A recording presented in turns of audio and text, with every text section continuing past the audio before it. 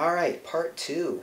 Part two. And I guess before that was part one when I talked about uh, getting a watch, an automatic watch, being pretty happy with it, and it being this Blue Mako right here from Orient. And yeah, I really have no complaints about that watch, except for the one thing, and this is huge, and it started to grate on me. I didn't feel like I had a special watch. That's it. Um, it was $160, and I knew it was $160, and I knew that pretty much anybody with $160 could go out and buy this, and that's most people.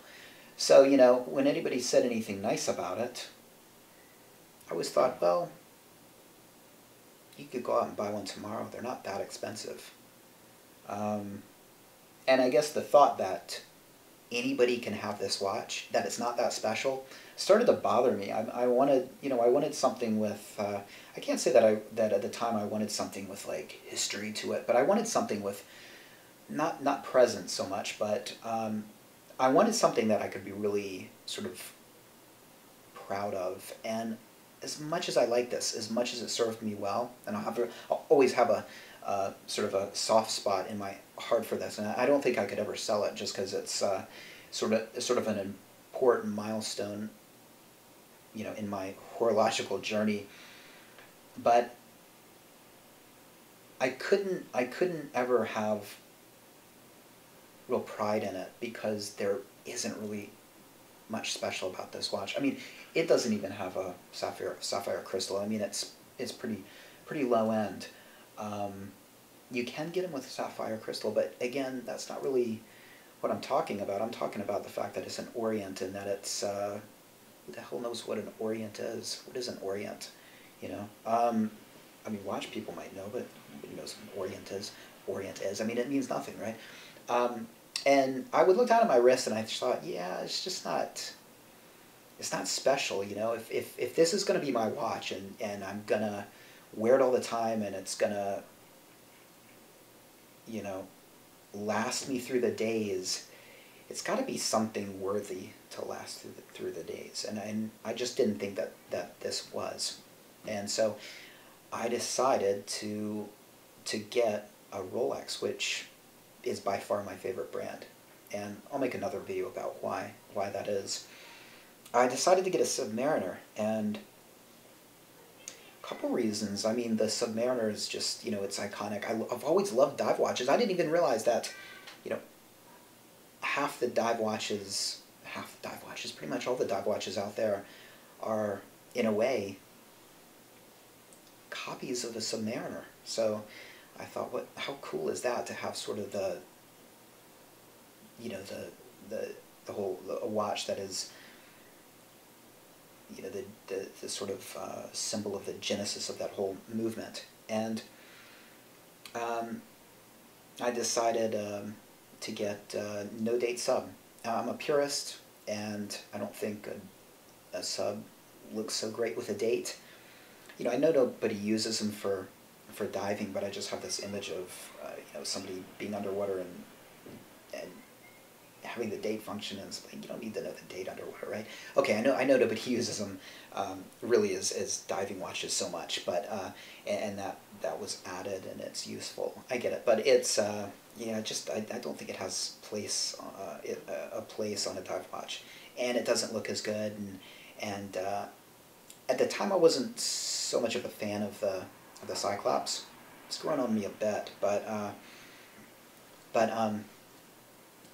yeah, so a no date sub was what I wanted. Also, they were a little bit cheaper than a date sub,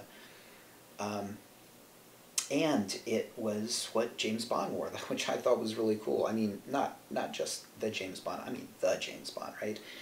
Not this new guy, but Sean Connery. He is the James Bond, the coolest James Bond, and yeah, that was reason enough for me to choose the Submariner. So I thought about getting a new Submariner. It would have been more expensive, but there was just one problem there, I didn't like the dimensions as much. So, paying more would have been a safer option. I mean, I wouldn't have had to worry about getting a fake watch or getting a stolen watch, or, get exactly what I want. It would be, my watch, and have a warranty. But again, paying more and not liking it as much as, say, a mid-90s sub, I had issues with that. So I came to the conclusion that really the only sub I'd be cool with is a 14060 or a 14060M.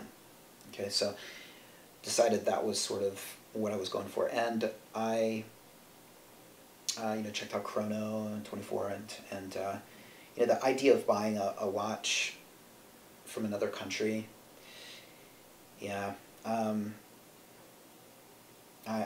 don't have that much faith to do that. I mean, I don't know that you'd get a fake one, probably not, but getting a stolen one, that's I think that's something to think about, right? And if it was, and you had it serviced and it was taken away, and you were told it was hot, and they had to confiscate it, send it back to its owner, geez, what are you going to do?